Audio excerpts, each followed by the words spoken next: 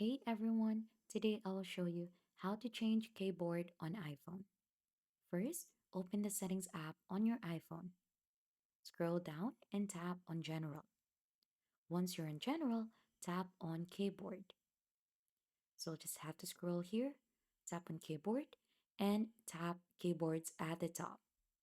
To add a new keyboard, click on Add New Keyboard. Choose the language or keyboard that you want to add from the list.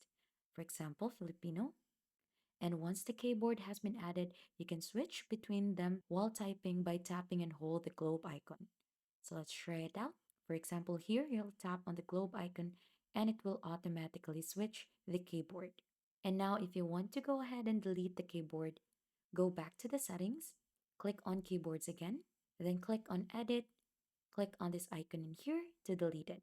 And that is just basically it. You have successfully changed the keyboard on your iPhone. And if you found this video helpful, subscribe to the channel and leave a like.